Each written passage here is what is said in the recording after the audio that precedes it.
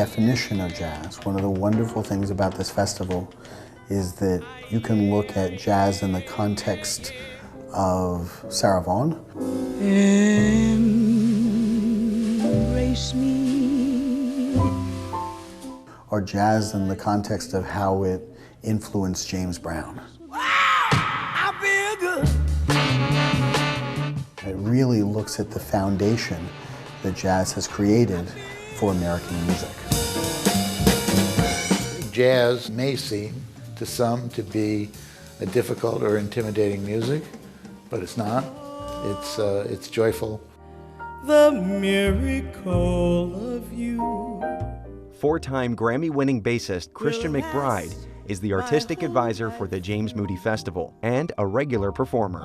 One of the reasons why I'm very excited about working with NJPAC in the first place is specifically with the legacy of jazz in the city of Newark. We're talking Sarah Vaughan, we're talking Wayne Shorter, we're talking Woody Shaw, we're talking Larry Young. We have all kinds of people. You know, Newark is famous. We have Whitney Houston, we have Sarah Vaughan, we have Queen Latifah, but we also have James Moody. And we're talking one of the greatest kings of bebop, James Moody. He became known in the jazz world as a resident of Newark, New Jersey. He was the sweetest man in the world. In terms of his musical concept, he was all in. You know, Dizzy Gillespie was the man that kind of brought James Moody to prominence. Dizzy used to say, playing with James Moody is like playing with the continuation of myself. It seemed to be a very good choice to name the festival after James Moody. There I go, there I go, there I go, there. I think the whole idea of this jazz festival for Newark is pretty remarkable. I love being here, and I love the whole week. Another one of the cornerstones of the James Moody Jazz Festival is something we call the Day of Swing. It's basically us as an organization giving back to these young kids. It was really great playing with Mr. McBride, and you know, just being right next to such a huge sound and beat. I mean, it's what I strive for.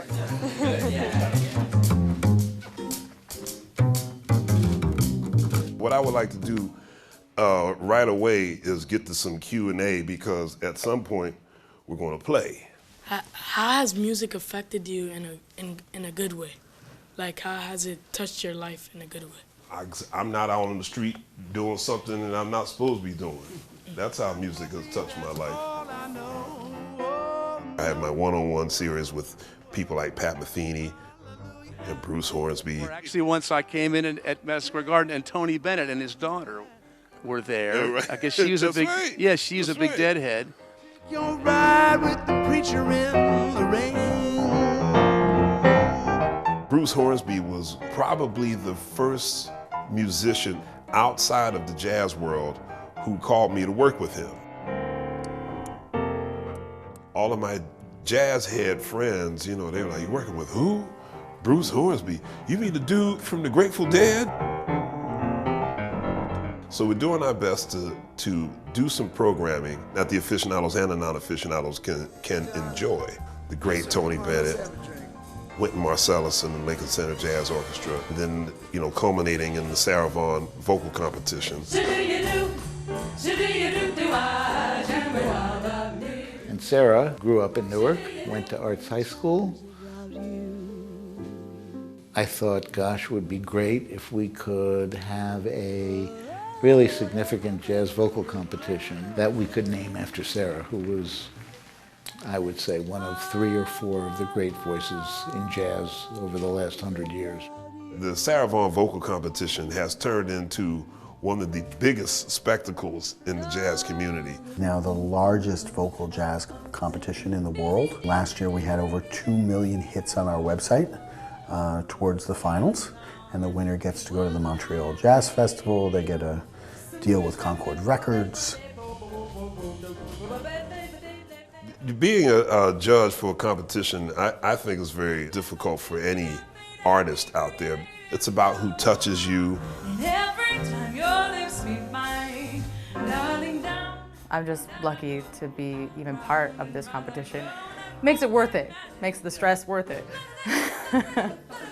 Well, the moment has arrived. The votes have been cast and counted, including the votes of thousands of people on social media.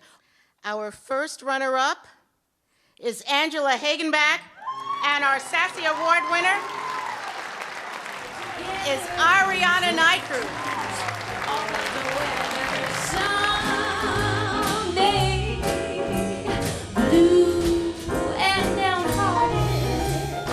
Some people narrow the definition of jazz, and in our festival we try to expand the definition.